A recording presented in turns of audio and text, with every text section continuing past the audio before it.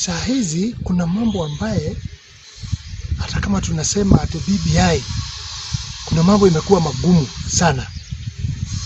Na mimi nashindwa ile kitu tunaangazia ndio tunasema ama ni kitu ya kusaidia wengine, kwa sababu kama ni ya kusaidia Wanjiko, tunashangaa sana ati sasa imefika NHIF that haiwezi kulipia mgonjwa. Ati mtu ukikuwa ni mgonjwa wa corona, una ugonjwa wa corona, huwezi kulipiwa na kadi ya NHIF. Mimi nashangaa serikali hii si ndio tulisema tuanzishe mambo ya NHIF, na ikakuja mzuri sana na ikaendelea mzuri sana, ingawa original yake ilianzwa na Mwai Kibaki mstaafu.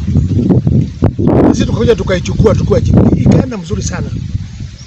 Na kama pia sasa imefika that agenda 4 ile tulikuwa naye moja ni health care.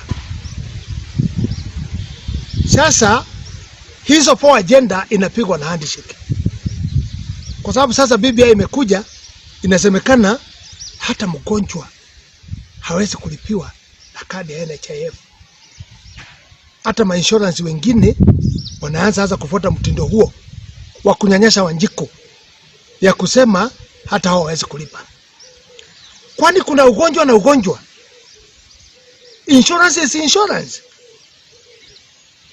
Kama insurance ilikuwa imeenda kwanza mpaka imefika hata mtu akiwa mzee kulikuwa na insurance inapeana hata mtu akiwa na miaka ngapi. Hiyo ndio ilikuwa umutu. Na hiyo ndio ilikuwa kusaidia nchi ya Kenya. Sasa BBI imekuja kuua watu kwa sababu pesa ambayo tunasema saa hii tunatumia almost 14 billion, 16 billion. Swali yangu ni hii, tunabadilisha katiba tusaidie nani?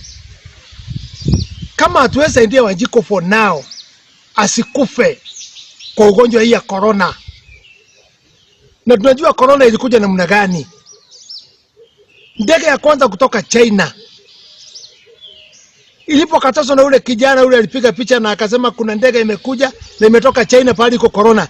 Raila Odinga alitweet akasema wamezungumza na handshake na wamesikizana, hawezi kusamisha ndege ya China kwa sababu wanafanya biashara ya reli, biashara ya mambo mengine wanafanya nao za barabara, kwa sababu hiyo ndio ilikuwa priority pale wanapata pesa. Ikakuja ikatuletea corona. Sasa corona ile tuko nayo saa hii tena BBI imesema haiwezi kuketa for that. Ni mbele tunaenda, ni nyuma tunarudi, ama tunaenda wapi?